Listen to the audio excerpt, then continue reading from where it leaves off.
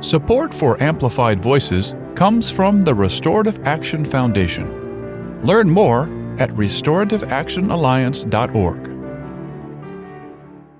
Everyone has a voice, a story to tell. Some are marginalized and muted. What if there were a way to amplify those stories? To have conversations with real people in real communities? A way to help them step into the power of their lived experience. Welcome to Amplified Voices, a podcast lifting the experiences of people and families impacted by the criminal legal system. Together, we can create positive change for everyone. Hello, and welcome to another episode of Amplified Voices. I'm your host, Jason, here with my co-host, Amber. Good morning, Amber. Good morning, Jason. And today we have Cierra. Hi, Cierra. Hi, good morning, Amber and Jason. And Cierra, we're going to start with the question we've been asking all our guests, and that is, could you tell us a little bit about your life before you entered the criminal legal system and what brought you into it? So I started young. I had kids. I had my first son at the age of 16. I went through a lot of domestic violence abuse, child abuse. My mom's husband used to beat us, and she really didn't. I don't know if she knew or she was just in denial. And so that kind of started my adventures with, I guess, abuse, and it kind of continued on throughout my life. So I had my first son at 16. So where did you grow up? I grew up in North Carolina, in Greensboro, North Carolina. In North Carolina. So you were there, and you said your mother's husband. And so how old were you when he entered the picture? 3. I was 3, and my brothers were, I think, 10 and 15 at the time when she met him. 3, 10, and 15. So you have 2 brothers. You're the baby, right? And you're the only girl. Mm-hmm. Right? So what was that like at 3 years old, being the only girl with 2 older brothers? I loved it. I mean, I was the girl, so they, the younger girl, the only girl, so they watched after me and kind of took me under their wing a lot because our fathers wasn't around. So it was great having brothers. Okay. So yeah, I never had a brother. I always wished I had. See, I was opposite. I wish I had a sister and I had brothers. Yeah, the grass is always greener. So this guy, he comes into the picture when you're 3. So you really don't remember before him. Mm-mm. No. And it was okay. And then, so growing up, you're 3, you're going into the school system, and there was abuse going on this whole time. Mm-hmm. Yeah. And so we actually had to move because we lived in Greensboro, and when she met him, he had his own house. So she moved to a small town called Reesville. So we had to pick up everything and move to a whole different county and district and start, a different school. And in Reesville, it's a real rural area. So we went to a school that was up the street, and the school that my brothers and them went to, we were really segregated back then. So one school was for majority white, and then the other school was for majority Black. And they finally eventually rezoned it and kind of switched up the districts so they could kind of intermingle the cultures together. But it was a different change going from a big city like Greensboro to like a rural county like Rockingham County. It was a lot. It was different. So what happens next? So I grow up and I go to the predominantly white school, and I can say that I never faced any blatant racism that was like just blatantly in my face. A lot of my friends were white, so I really, in my opinion, didn't face any racism. And so I went to school. I wasn't really a school person, to be honest. I didn't like school. So I skipped school a lot. I started high school, and I was like, Mom, I don't want to go to this high school. I don't know what it was about Rockingham County schools. I didn't like their school system, period. So she took me out, and then she homeschooled me for a while. And then I just school was just not my thing. And so I ended up getting pregnant at 15 and had my first son, and I started working. I had my first job at CVS. And so after that, I became an adult. I moved out with my kid's father and started working and just being an adult. And so after that, I had my next son. I got pregnant at 17, and that was unexpected. I wasn't really planning on having another child that early, that quick, because I was already young. So now you've got the 2 children, and you're with the father of the children. Okay. Mm-hmm. Okay. And so I moved out with him. We moved to a city called Kernersville, which is not too far from Winston-Salem, which is another big city. And domestic violence continued there with him. And so I went back and forth between his house and my mom's house for a while. I guess it was just because I didn't want to, I was 18 at that time by that time. And I didn't want to be with my mom or be at her house because me and her husband didn't get along, due to what I had experienced with him. Wow. So you've got to at this point, you've got two kids. You've got a stepfather who's abusive, and you're with a man who's abusive. And so there's no safe place for you. There was no safe place for me at all. I mean, by the time I hit 18, the abuse with my mom's husband stopped. That stopped maybe when I got about 9 or 10, when I got old enough to start defending myself. Oh, boy. That's when that stopped. But then it's like I kind of went back into it with my kid's father. Oh, I'm sorry to hear that. So the idea that, what I just heard you say was I had to start defending myself at 9 years old. Yeah. Mm-hmm. And well, really, right. Yeah. But like I finally was able to defend myself at 9 years old. And, when I think about, I have a 10-year-old son right now, and I just, that feels heartbreaking. And so I'm really sorry you experienced that. Yeah, it was hard. And so I was working as an adult, going between my mom's house and then his house. And then eventually I was able to get my own apartment. I got my own apartment, and I didn't stay there long because I didn't like being by myself. So I really didn't stay in that apartment long. So I was still in between his house and mine and my mom's house. And then I moved to a different apartment in the same city as my mom. Well, face it, raising kids is hard. Especially young. That's true. and doing it alone is super hard. Mm-hmm. So yeah, got it. Okay. Yep. So what did you do? So then after that, I met a guy. I wasn't with my baby's father anymore, but I met a guy, and he had just got out of prison, like literally just got out of prison. I actually met him in the same complex that my kid's father stayed in. And he just got out of prison from doing like a 5-year bid for a common law robbery of a doctor from Baptist. That's one of our major hospitals in Winston. He had robbed the doctor, and they gave him a common law robbery since they didn't find any weapons. And so we got together, and we were together for about 4 years, and he was in and out of the court system. He didn't go back to prison until after we had broke up, but he was in and out of the court system. I didn't experience any abuse in that relationship, but there was one time where we got into it. He threw me down the steps, and I just thought, I just knew I was dead. I just knew it because I was blacking out, like going in and out of consciousness. And I had busted my head open. And so my mom had came and took me to the hospital. Of course, police were called. And I didn't press any charges because court system has never been an answer to me. So I didn't press any charges. I went down to the magistrate's office and talked to the magistrates, and they ended up letting him go and dismissing the charges. And so I was with him for a while, and he just couldn't get himself together. I guess just what he had been through in his lifetime. His mom was on drugs pretty bad. And so he had to be a parent at a young age. And so I guess he just couldn't get over that trauma, just being traumatized by his mom being on drugs really bad. And she was still on drugs when we had got together, and we were I think I was like 24 by then, and he was a year older than me.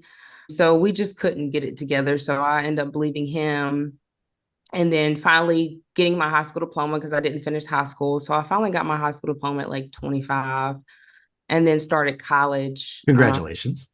Thank you. To kind of better for my kids. All right. A better life. So 25, awesome. you're back, or you finish high school, which is not easy to be a parent of 2 kids, supporting them, and also going to school. So that's a huge accomplishment. And then you decide, I'm going to keep going. I'm going to go to college. Yeah. Which is huge. Like, how are you making ends meet as, working, going to school, and making sure there's food on the table for these 2 children? Well, I was working. I had quite a few jobs. I worked as a pharmacy tech at a place called Rite Aid for a while. So that was pretty good money. But I had to go to college because I experienced homelessness a few times, lights being cut off when I was with my kid's father. And with that last guy I was talking about, we experienced homelessness. Wow. I mean, the kids they were with their grandmother. They wasn't with us, but just experiencing that, I was like, oh no, I can't, I can't go through that, and let alone bring up two boys in that situation. So after I lost everything, because I literally lost everything behind this guy, like house, car, job. I mean, like I had to start from zero and start my way back up. And that is what gave me the strength to be like, okay, I need to go back and get my high school diploma. I need to go get a college education because I don't want to struggle. I don't want my kids to struggle. So that's what pushed me to go do that. Fantastic. But you were able to do it. And how long did it take to get the college degree? So it took me about 6 years to get it all together. I mean, that's given that you're working and raising kids, 6 years is actually fast. Mm-hmm. Yeah, that's really good. And so in your family, was there a history of education being important, or?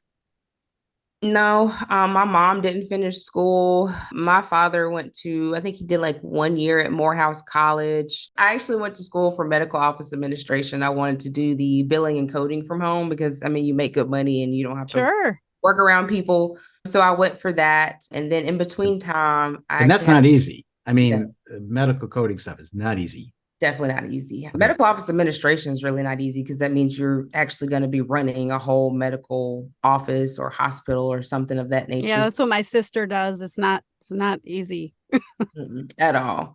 So in between time, I actually had my last son, and just FYI, I have two sons with autism. My oldest one is autistic, and then my youngest one is autistic, and it runs in my family. I have a brother that's autistic and two nephews. So it actually runs in our family. So I had my last one while I was still in school. So I was pregnant and going to school and having birth in the middle of a semester of, I think it was maybe my last semester of medical office administration. And like right in the exam, like you're taking the exam and you go into labor. Yeah. Oh my goodness. And then I was in the hospital for another 3 weeks because I had complications, and then he had jaundice, really bad case of jaundice. So he was in the hospital for like 3 or 4 weeks after I had him. So that was a lot, trying to do school in a hospital bed on a laptop. And, at that time they changed the whole birthing thing where the baby had to be in the room 24 hours a day. Basically, and you had to do the whole skin to skin thing and breastfeeding. So it was a lot emotionally, mentally, and physically, but I got through it. It sounds like you were pretty determined. Yeah, I was. I mean, I guess just by everything that I have been through in my life, I just didn't want to, I wanted to be different. I didn't want to just go down the wrong road, I guess, because I had kids young and they depended. I mean, I was their provider and they depended on me. So I had to be a good role model for them. Good. So did you eventually get the degree? Mm-hmm. I got it. Yep. And then yeah. I was with my youngest kid's father. And so we ended up we got married, and we ended up having an abusive relationship as well. And I was with him for 6 years, and we finally split because I just couldn't take that anymore. It was just too long of, being abused. And so I left him. And how I got in the criminal justice system was I reconnected with my husband I'm currently with now, who's currently incarcerated. We knew each other at a very, very young age. About 14, we knew each other and dated for a while. So at 14, okay. You met, is your husband Black? Mm-hmm. Did you meet him in the white school? No, I actually met him on a website called Black Planet back then. I don't know if y'all ever, it's kind of like MySpace or something like that. That's how I met him. No, tell us about Black Planet. So I don't think I've ever heard of this. You haven't? No. Black Planet was a social media space for, I guess, people of color. And so that's how we met. Like I had a page. It's kind of like, it reminds you of MySpace is what I would say it was. So you were pioneers because that's what everybody does now. Yeah. Right? So you were pioneers in the dating space. Yeah. And so we met on the internet, and he was in Greensboro at that time, and I was in Reidsville, but I had brothers that were cool. So they would go take me to see him. Nice. They were older. And so, we dated for a while, and the foster mom that he was with ended up getting really sick where she couldn't take care of him no more. So at that time, I don't think he knew he was adopted, but he found out months later that he was, once she got sick, and the state had to let them know that they had to find another caregiver for him. So her granddaughter took over him, and she really didn't want that responsibility. So she had told the judge given back to the state. And that was the moment in time that he found out that he was actually adopted and started really finding out about himself. And so we lost contact because he had to go into group homes. And so we lost contact for years. Can we say your husband's name? Jeffrey Cobb. Yeah. Jeffrey. Okay. So Jeffrey, so you knew Jeffrey when he was 14. He had a difficult childhood, getting bounced around a little bit through the system, right? That's what you're describing. And you lost touch with him for a little while. And then you described some of the relationships that were difficult that you had been through. So when the two of you reconnected, you were ready to meet him again. Yes. You're ready to see him again. And so how did you reconnect? So it was crazy because I had basically was just transitioning from that abusive marriage that I was in before. And his cousin had hit me up on Facebook because I was still friends with his cousin on Facebook. And he had hit me up on Facebook and was like, hey, do you remember Jeffrey? And I'm like, yeah. And he's like, well, he needs some support. Can I give him your number? And I said, yeah, which I had already knew where Jeffrey was because his case was all over the local news in North Carolina about what happened. So I kind of followed the case for a while and then I kind of fell off the case, but that's how we reconnected. And so was he incarcerated at the time? Yes, he was incarcerated. And so did you visit? Did you communicate via letters? So this was during the middle. Well, when we first started, it wasn't COVID. So this was December 2019. COVID came around. January of 2020. And so by the time he had sent me the visitation paper, like the day that I got approved, which was, I think, in March, that's when they stopped all visits. So, wow. Dead middle of COVID. So, wow. Yeah. So the making things as hard as possible sort of continues. Yes. Right. So you just basically restarted this relationship as COVID was hitting the world. And of course, so how close were you to him at the beginning of COVID? It's really, you had that friendship from before, but it was just rekindling at that point, right? Well, yeah, but it felt like, I don't know, like the first time we talked, it felt like the times that we had when we were 14, like it's like we didn't miss a beat. And that was the part. Like it just felt so natural. And you've matured in that time and been through a lot. So it's a different when you're reconnecting with somebody where it almost feels like home, right? From childhood in a positive way.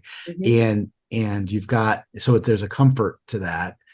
But you also have maturity now of knowing what you don't want, right? And things that you've been through. So I could see where that would be really positive.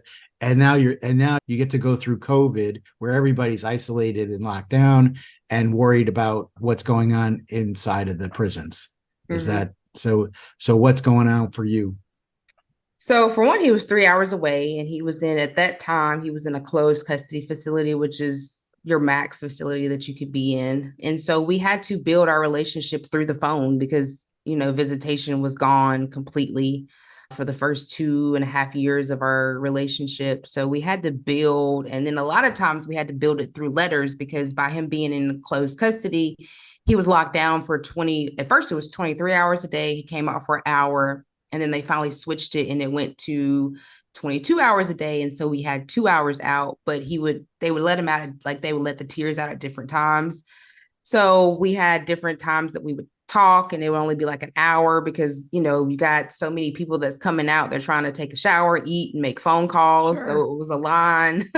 So that was really rough at first because I was very vulnerable at that time. When you were communicating via the phone, what did the cost of that look like? So the cost, I think for me, I think it's like almost $2 or $3 when I would put money on my end, which would be GTO that we use. So I would at first I was putting all the money on my account. So he would just call me like a prepaid call. And so I would put maybe $20 on there. And so we would go through maybe three or four phone calls. So it wasn't that expensive like it is now that, he's in medium custody and we talk a lot. But it was still quite expensive. Just anything with incarceration is expensive. I don't care what it is. Right. Jeffrey has been incarcerated for how long? Since 2015. 2015. It's now 2023. And how many years does he have? They gave him a 25 to 31 year sentence for a crime. He's falsely accused of the crime. And is there possibility that he will get out early? If we could get some help, yeah. In your state, what sort of relief is available in terms of commutations, pardons, good time, all of that? And from your face, let's unpack that a little bit. So we do have commutation and we have pardons, but they're very hard to get. This governor that we have now, he does it, but he does it on a very slim basis. And it's, a lot of these stipulations where it has to be, you're close to the end of your time. There has to be like severe, true evidence of, that you were falsely accused of a crime. In North Carolina, it's kind of hard to get any type of relief if you were falsely accused, just because I guess from what I have seen is it's just not enough potency when it comes to some of the legal teams like you see in other states that are really about trying to make sure that people who have been accused of a crime, that they really dig in to see why they're saying that they were falsely accused. Like, when I tell them that he took a plea, they're just like, oh, well, it's hard to undo a plea. And you have to have this evidence and not saying, okay, well, let's look into see if any of his due process rights were violated, or if he had ineffective assistance of counsel, or if there was any prosecutorial misconduct or anything of that nature, or police misconduct during an investigation. Like none of that is, in my opinion, ever sought out like I see in other states like New York and California. Like California is a very big state that I see that helps a lot of people who have claims of innocence. And so I just feel like that ball is really narrow here. It's not a wide view. I don't feel like there's enough advocate attorneys who really want to help people who said that they've been, incarcerated for something they didn't do. And he's incarcerated for felony murder. So. And so when you refer to felony murder, we've covered this a couple of times on our podcast. So this is whereby somebody who is present during the commission of a crime is charged with the actual act of murder, even though they may not be the one who committed the act. Am I characterizing that correctly? Yeah, that's how felony murder works. But my thing is, when you say present, it's like, do you mean like in the room? Do you mean like in the area? Right. Or they were somehow yeah, affiliated in the vicinity. Again, I'm not an attorney, but sort of that's my understanding of this rule. So there are, people across the country who may be serving, like there may be 3 people involved, right? Mm-hmm. And one person actually committed the homicide. Mm-hmm. And that person may get less time. Like there are cases where people get less time than the people that were present or whatever, because what we know about the system is that it depends on the judge, the day of the week, what you look like, how much money you have, as to like how that all pans out. And if you've been in the system, if you've been in and out the system a lot, and the prosecutor knows who you are. Right. Yeah. Right. That's a whole other sort of component of it. And so I think that's really important. One of the things that we see system wide, right, is this. It's very, like, I don't want to call it easy, but it's pretty easy to get swept up into the system. But once you're in there, the due process that people envision because they watch Law and Order and all of this and this, going to trial and all of this really is not what happens in actuality. So can you talk a little bit about, I'm just going to, throw out some of the statistics. Why do 95% of people in our country take plea deals? Why would people who don't understand it? Amber, can I rephrase that a little bit differently? Yeah. So in terms of Jeffrey's case, right? Because I think where Amber's going with this is we hear people saying, well, I would never take a deal if I was innocent, right? So that's where Amber's kind of going, right? And so the real question is, in this case, let's break it down, right? He's sitting there. He's been accused of something. He's probably, been taken into custody. And now he's sitting there and he's being advised by an attorney. Here are your options. You either take this deal or, and what was the or in his case? Or you get the death penalty. So the reason why Pause. Well, I mean, I don't know. It seems like my choice is made up. Pause. Death penalty or this. Right? So I'm innocent, but there's a chance that they're going to put me to death in a country where there have been a number of people who have been put to death who are innocent. So when you ask somebody, yeah, I would never say that. I would fight it. I would go forward.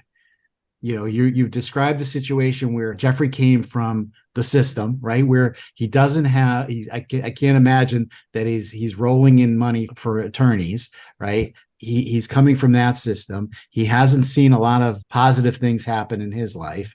He's also not, because he had some experience, you described him as being in and out of the system. So he does have a record. So as soon as he's not the perfect defendant, right? So he's facing death or taking the plea deal. So that's what you're saying. Cierra, you're up. Okay, so I'll give you a little bit of background about Jeffrey. So he was accused of a murder like years prior. And the difference between this murder and the first murder and the second murder. First murder, his grandmother knew she was a very big advocate inside of the community. And so she knew a specific attorney that would help him. So she paid the attorney. And before they even went to court, all charges was dropped because there was no evidence that he committed the murder. They were just trying to drag his name into it because of, I guess, what they heard on the street. And you know how people will just put your name in things when the police drag you in, because the police have a way of getting people to say certain things, or when they hone in on one person, they have a way of trying to get people to be like, yeah, that person did it. And so Jeffrey was that person. They thought that he was this big gang member who just went around Greensboro doing all this heinous stuff. And so with that one, like I said, his grandma paid the attorney because she was well known, and that case was dismissed before he even went to court. Now with this one, he had a public defender. And of course, by it being a capital case, he also had an outside attorney, but the main attorney was the public defender. And so the public defender was basically like, I don't know what you did to the prosecutor or the detective, but they have it out for you. And he was like, basically, I don't really know if he had a strategy or I don't think he had a strategy of how he was going to help Jeff, to be honest.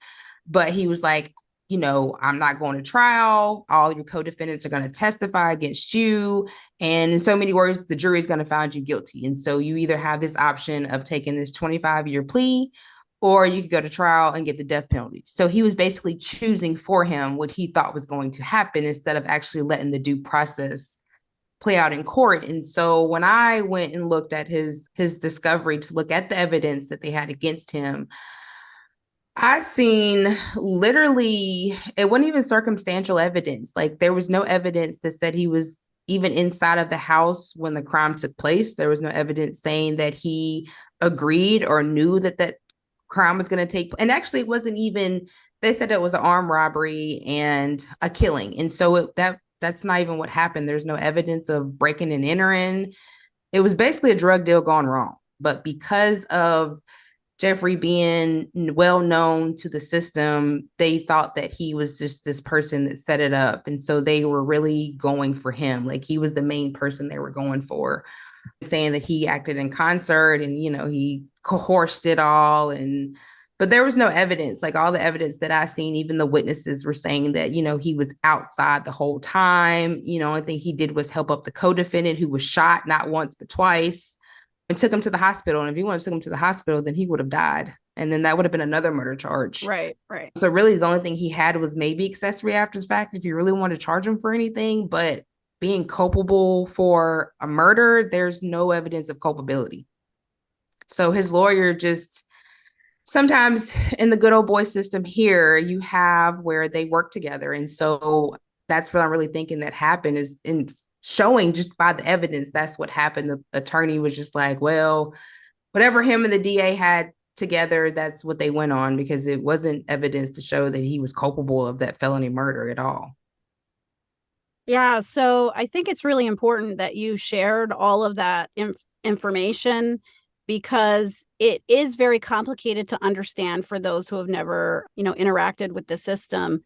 And when you think about like human interactions and workplaces, right? People who work within the system are also people, right?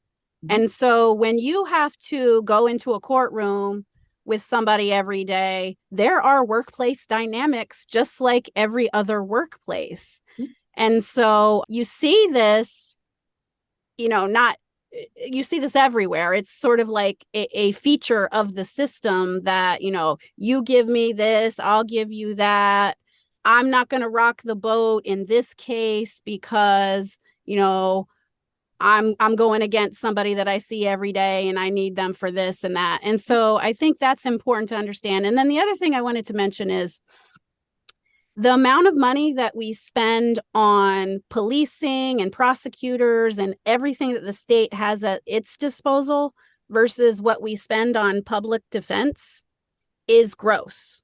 I mean, I don't have the statistics in front of me, but I'll just describe it as gross.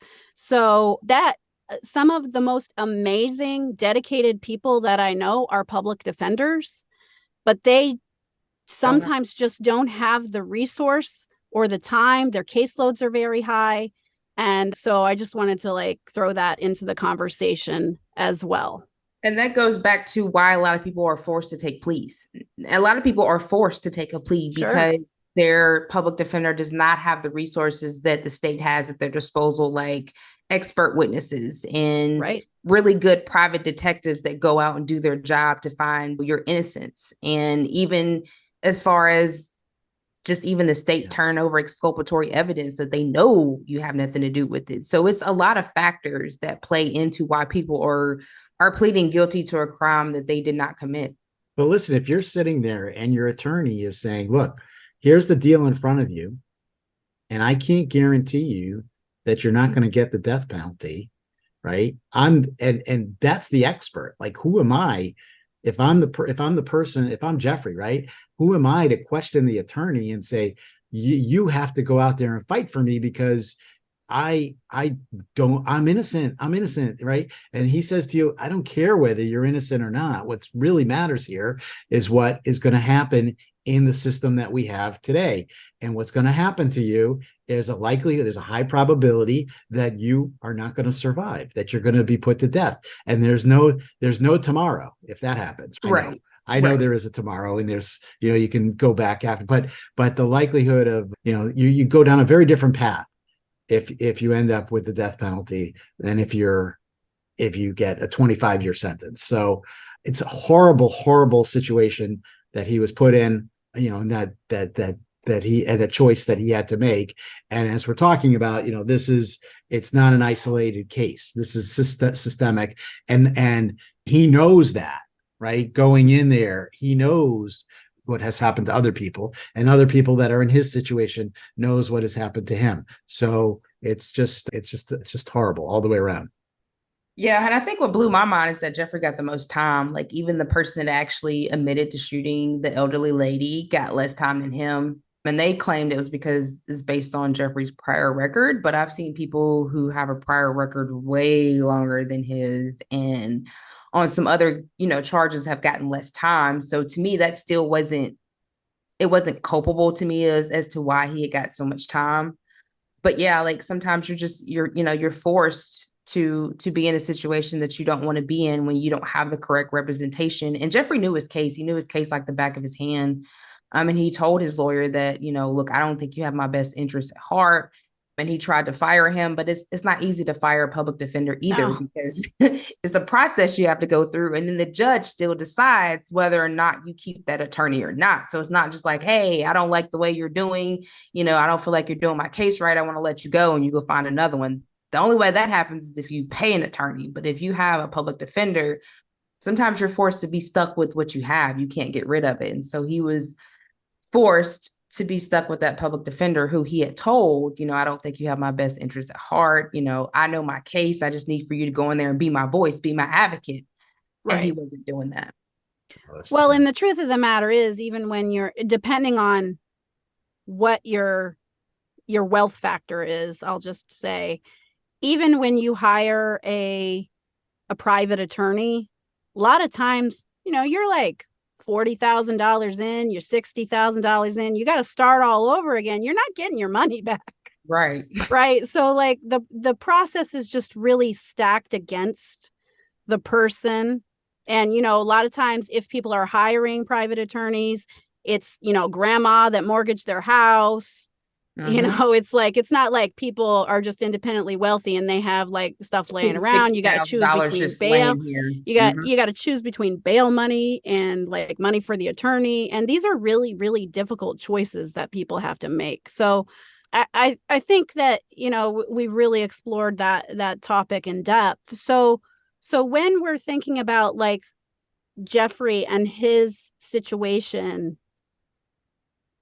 his expectation at this point is that he's going to be serving the time that he's been given unless something changes. Is that right? Mm-hmm. That's correct. And so you went through COVID and there was no visitation. Have visitations resumed or? Visitations did resume. They resumed, I want to say last year. Like we still had points in times where we would have visitation on and off because COVID was still, would die down and then it would ramp back up. But for the longest, we just had visitation with no contact. Like when I first started going to see him, I had to drive 3 hours away. And then we had 30 minutes. So I would drive 3 hours for 30 minutes, non-contact with two big brown tables in between us, which would make us 6 feet apart. You could barely hear one another because you had to wear a mask. And we actually got married during COVID as well. I think we got married out of Alabama. For some reason, Alabama saw that it was an opening to get a lot of people married. And so they made it to where you could just apply for your license online and get it notarized and send it back. And the judge would declare you married. And so that's how we got married. What was the date? January 19th, 2021 is when we got married. 2021. Okay.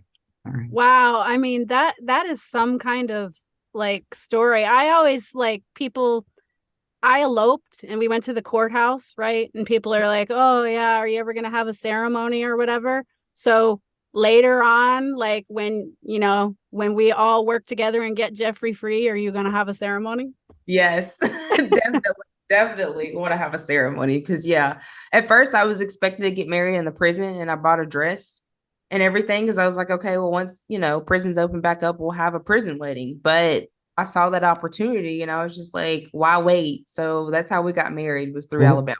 We'll meet somewhere in the middle and have a joint ceremony. My wife and I got married in August of 2020 during the pandemic. We changed our plans. We were going to get married, have every place was shutting down. So we ended up with a backyard wedding, 15 masked people all separated. So. Yeah. I mean, it's really, really something special, Cierra, that you guys were able to do that.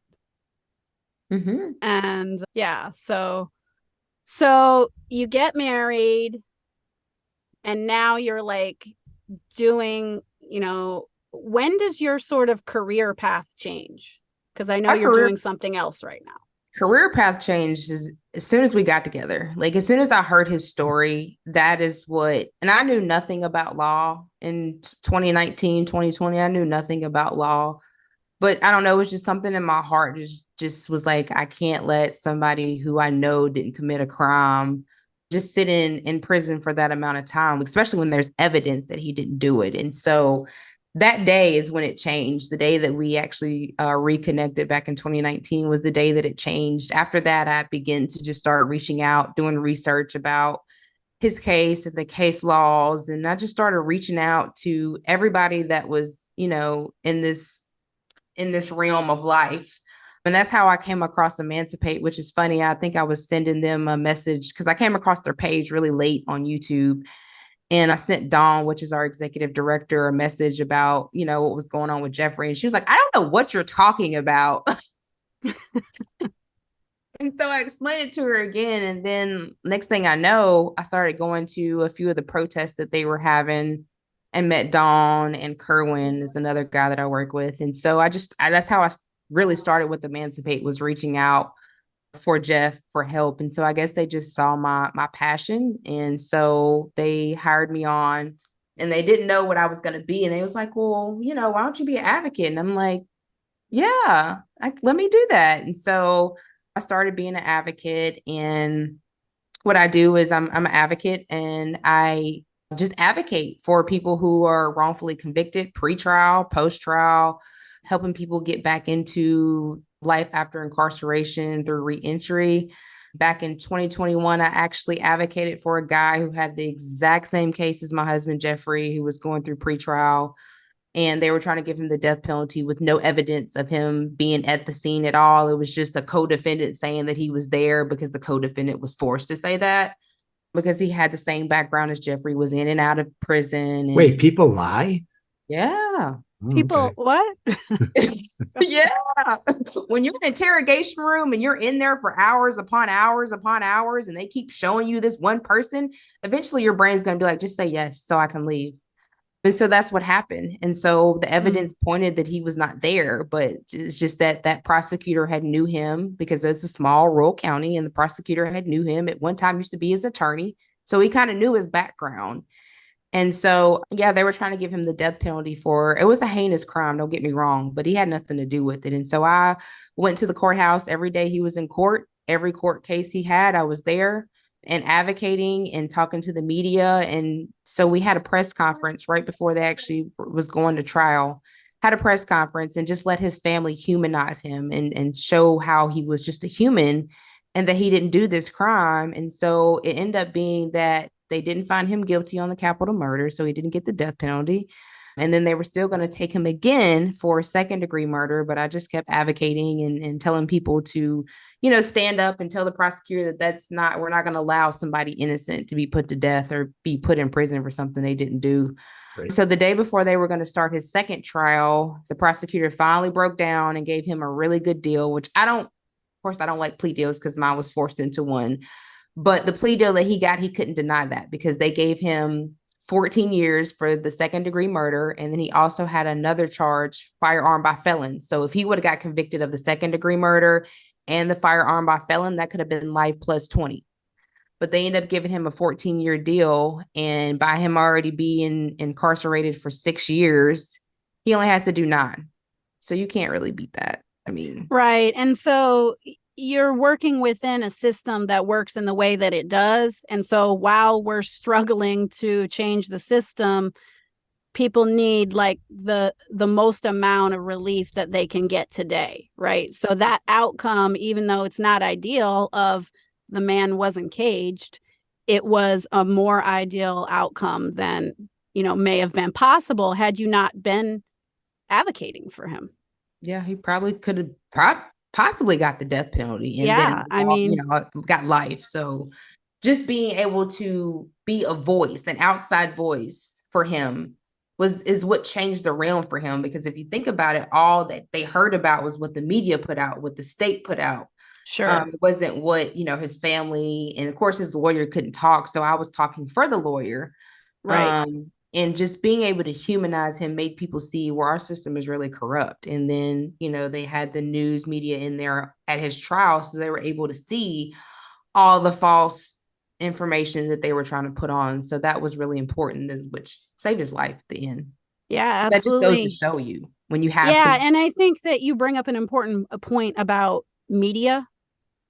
And again, it comes back to resources, right? Because police departments and the system in general spend a lot of money on, specialists to put out media press releases that are framed in a way that is positive to the system. And, individual defendants don't have the luxury of having that media spokesperson who is, trained in how to navigate it. So you're exactly right. You were a part of saving that man's life. And that's why I think it's important to have holistic public defenders offices in every county, because then that way it's not all on the public defender. You have a whole team working with you. You have an advocate, you have a social worker, you have your public defender, you have your private investigator. And when you have a whole team, it's easier to fight for someone, because I don't think I think they know, but some of them, I don't think they really know that you are advocating for this person's life. You are supposed to be their advocate. And it takes a whole team, not just one person who has 30 or 40 or 50 or 200 cases that they have to go through, but it takes an entire team to advocate for somebody's innocence, because these are people's lives that we are just throwing away. It's not just a piece of trash. These are actually people's lives that we are throwing away. And so it's very important that you have a whole team working with you. And so by his attorney having me to be able to get out there and speak, because we know most attorneys can't speak because they're under gag orders, and he was under one. I was able to be that voice and help paint that other side of the picture for the defendant than for the state.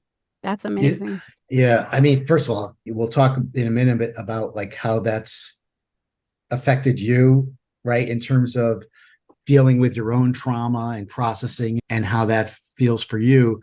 But I just want to comment, when you talk about somebody getting 9 years is a good outcome. And I know, and Amber mentioned that's like the best outcome in this situation, but it still is so far away from what the outcome should be. Right? Sure. I mean, and let's be honest about it. I mean, you didn't even mention the race, but I can guess the race of the person in North Carolina who got the 9 years. 9 years is a long, long time. If anybody thinks about where they were 9 years ago, it's a lifetime ago, and 9 years from now is a lifetime from now. So, and you're taking people out of a system and not putting them in a place where they're going to heal. Every one of these cases that you've talked about, I would guarantee has similar trauma to what Jeffrey experienced in his life, and has never had the opportunity. These guys have never had the opportunity to heal from that, and we put them into an environment that is even worse. I mean, let's talk about for a second, the fact that it's where we're having record heat right now, and in Texas they don't have air conditioning in some of the prisons, and people are being cooked alive. It's beyond horrific. I don't know what it's like in North Carolina prisons. I can't imagine that it's comfortable when it gets hot. Far from comfortable. Now, the only good thing about it is 2020 North Carolina did apply for a grant that gave them billions of dollars to start installing and fixing the AC units in a lot of our prisons, but they still a lot of them that don't have AC. Like any of the prisons that Jeff has been in didn't have AC. Now, I think the closed custody prison he had did, but the last two don't have AC. And so you have a lot of people that are elderly that are suffering. And so we are actually trying to figure out what's taking so long, because if you got the money in 2020 and you started, fixing some prisons in 2020 and 2021, especially 2021, 2022, we need to know why the rest of the prisons aren't fixed. Because actually the facility he's at now, they actually started transferring people like 3 months ago because they were going to fix the AC, but we still have no AC yet. And we're not understanding why. But it's very miserable, because a lot of all of our prisons are old. Like, I mean, built back in the 1920s old. Like they're old, and they have asbestos. They have it's one prison in North Carolina who has a lot of people who have cancer. And we're trying to look into that, because I don't think people understand that prisons are also an environmental risk and hazard as well, because they're really old. And so that's exactly what we're looking at now, is just the environmental effect that prisons have on just the environment and the people that are living behind the walls. Right. So if you just follow that along, you take somebody who's had a traumatic upbringing, in this case, we're talking, we started the conversation with somebody who's innocent. I don't care if they're innocent or guilty. I mean, I do care for you, but in terms of just in general, we should not be torturing people in our name. And then we put them in these conditions that you're talking about. That's the heat.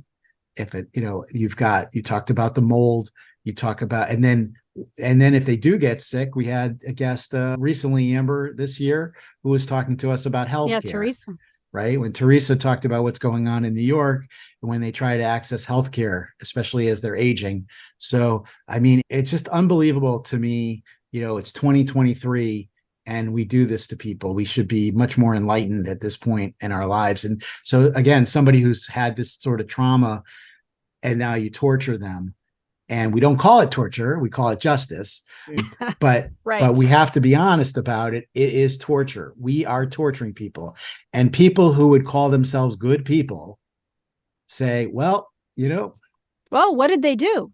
What did they do? Number one, don't do the crime if you can't do the time, all the cliches that we hear. And it's heartless. And we have to stand up and scream, this is not okay.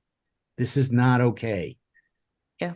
And I think what gets me is the fact that the ones that say that are the ones that be committing crimes like prosecutorial misconduct or police misconduct. Like you're committing a crime too. Like you're supposed to be prosecuted for prosecutorial misconduct. So I think that's what always gets me is they always want to act like, they're so perfect and they've never done anything wrong. Everybody's done something wrong, whether you got caught for it or not, you've done something wrong. And so yeah, and I would say that everybody has caused harm. It's a matter of degrees, right? Mm-hmm. And you're talking about caught or not caught, against the law, not against the law, but everybody has harmed people.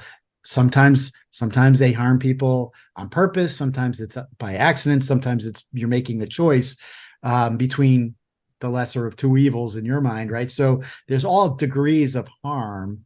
But how do we react to that? How do we work as a society to minimize the harm and not just magnify it and propel it and keep it going? And what we see here in terms of what you're talking about is that it's just now it's the state that's imposing these harms that are so egregious, but we call it justice. And I would argue that, state actors, whether you're police, whether you're a prosecutor, you're, a person working in a prison, you're whatever state actor you have a higher obligation to not commit crimes because of, Spider-Man, with great power comes great responsibility. Right. And Amber, if you're a politician who's been given the studies and the facts and you're educated on it and you still go out there and perpetuate the myths and do this thing to torture in the state's name, you're even creating, in my mind, greater harm. That's an even higher level of complicity and culpability, in my opinion, my humble opinion. We're all in agreement, shaking our heads. So let me take you back a second, Sierra. So we were saying, you're doing all this work now. You've made a career shift. You're doing a lot of great work. What has that done in terms of your PTSD, in terms of your trauma response? Do you find that it has exacerbated your reactions, or has it actually helped you in terms of your own healing journey? I'm going to say a little bit of both. I think before I actually got it under control, it exacerbated it because you're taking on other people's trauma. You have your own, but you're also taking on other people's trauma. And so I had to learn how to balance, but I would get burnt out a lot. And then once I got burnt out, that's when I could tell like my PTSD would really amp up and I would have more seizures. So I had to learn how to balance it, not take on everybody's trauma, but also make sure I'm healing myself as I'm taking on their trauma, healing myself at the same moment, which that could be me going out to do yoga or, go and do a quick meditation or just be somewhere peaceful for 10 or 15 minutes to get myself back on track. But anytime you're working, especially in this realm of life, it is very traumatic. And you always have to find a way to keep yourself balanced, but not burn yourself out. Because if you get burnt out, then you can't help nobody at all in this situation. But it also helped me find my purpose and my passion. I feel like this is what I'm supposed to do, is to stand up for the voiceless, to help advocate. And another thing that I also do is I'm a prison jail coordinator. So I am that middle person between the people in the prison and the families, so that the families don't have to call and keep calling and sending emails, because we know the correctional officers and the people in the high DAC don't they don't like to deal with the families, and they'll tell them anything. But when you have somebody like me who knows, what to say to them and how to get them to respond, then it takes a lot of stress off the family. So I've also begun to do that, be the prison jail coordinator, where I am coordinating between the prisons and the families so that they don't have to deal with that unpleasant, because they can be very unpleasant if you don't cultivate or know how to bring a conversation to them about something that they're doing wrong. Then they will be sometimes very ugly and nasty. So I've been able to cultivate relationships. Really? I mean, I love that so much, Cierra, because I think about like looking back on my own experience and, just trying to figure out what the rules of visitation are, or, there was a situation where there wasn't water where my husband was incarcerated for like 3 days, and I'm trying to communicate with them. Just to have somebody be that, like, sort of, sometimes people call them ombudsmans or call them, advocate or whatever, to be a go-between when you're so overwhelmed. That is just amazing. I love that so much. Thank you. You also doing a podcast. I know you recently had Amber on yours. You want to mention something about that? Yes, I'm also, I wear many hats in Emancipate. I'm also a podcast host. It's funny because that was actually my husband's idea. He was like, why don't you come up with a podcast? And I'm like, okay, well, what is it going to be about? And he was like, about incarceration.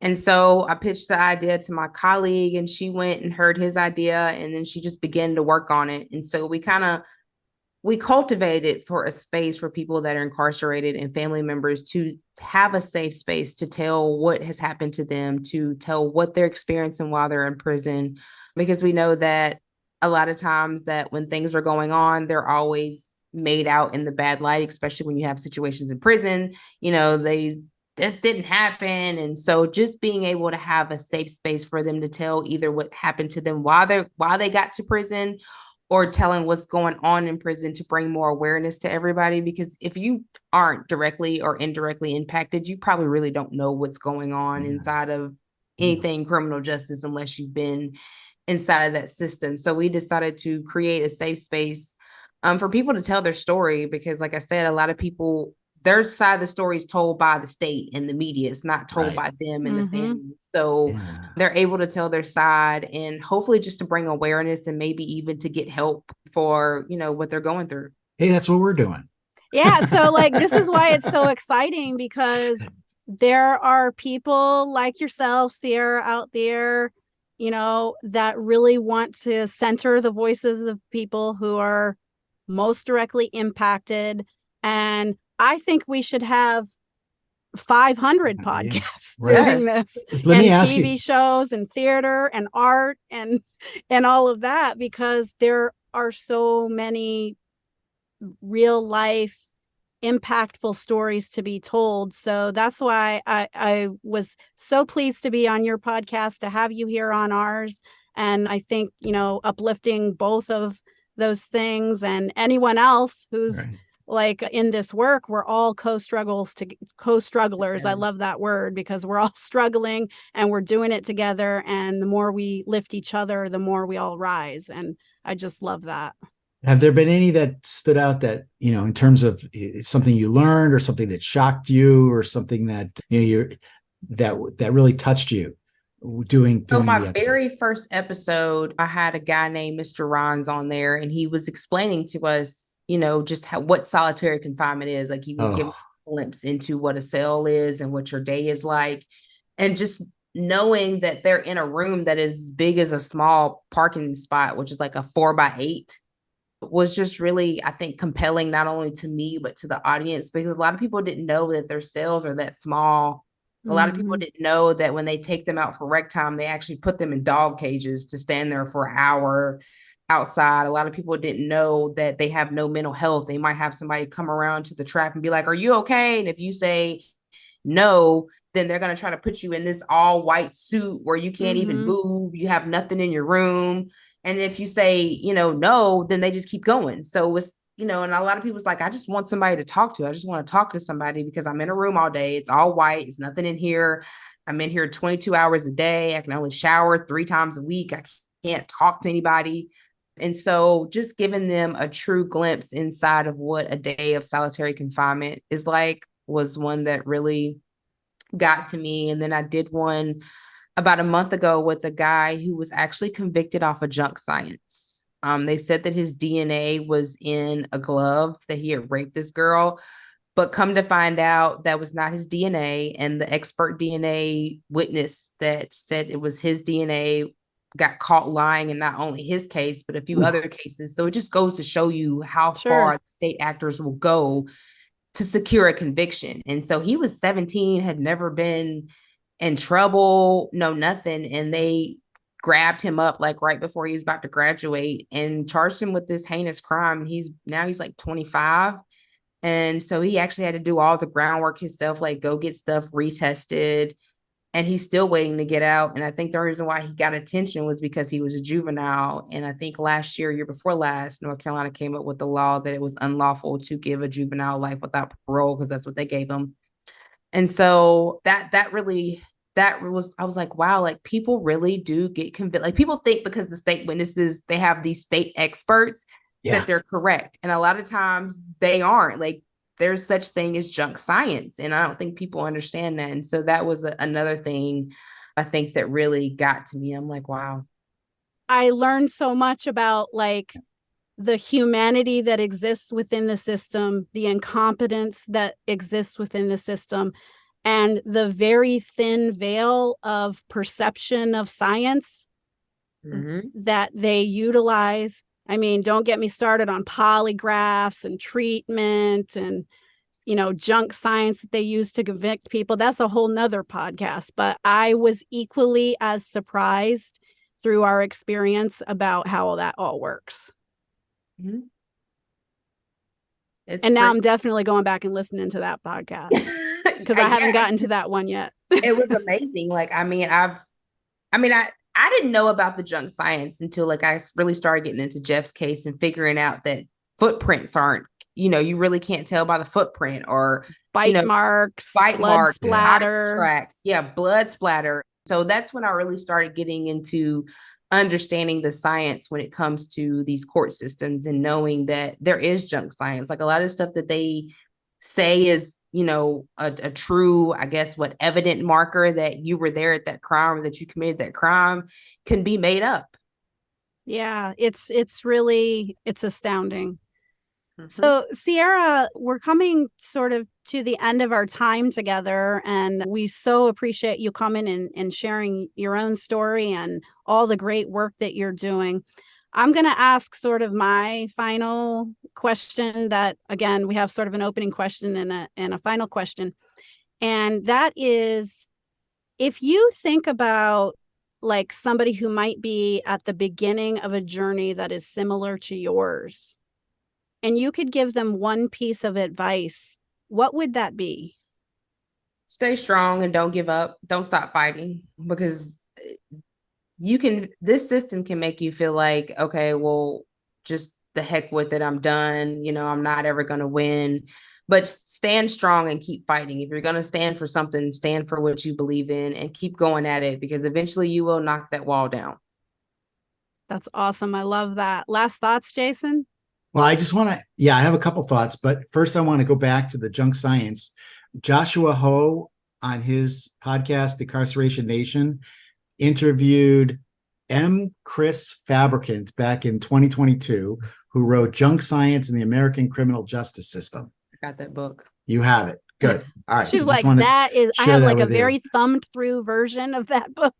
I bought that book and I even shouted out Chris on it. Yeah, it's a wonderful book. Great. So my last question for you before I go on, is there anything that we didn't cover that you want to make sure we get in, or are we good? I think we're good. I think we've covered everything. If you want to follow Emancipate and the great things that we are doing, I work for a nonprofit called Emancipate NC. We do a lot with the prison system, police brutality. Ben Crump has been on a few of our cases here lately where the police have killed a couple of people.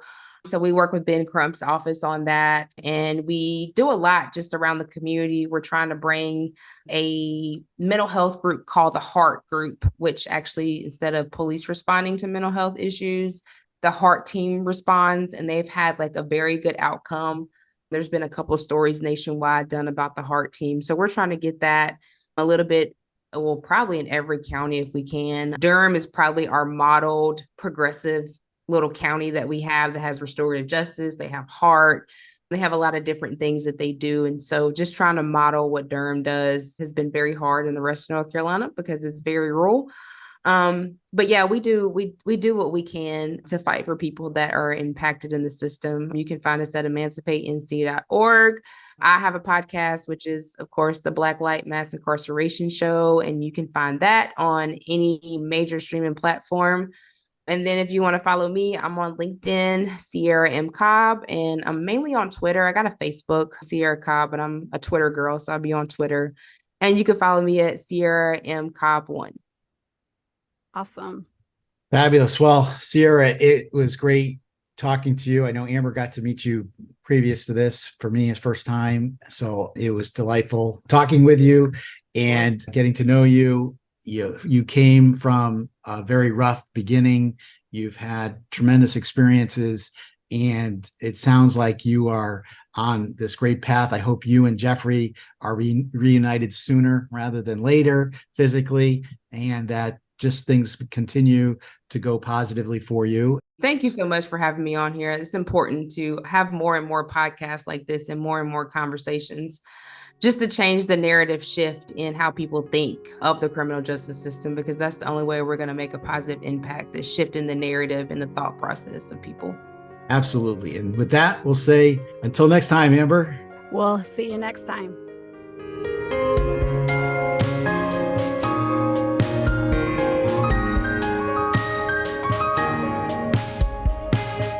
You've been listening to Amplified Voices, a podcast lifting the experiences of people and families impacted by the criminal legal system. For more information, episodes, and podcast notes, visit amplifiedvoices.show.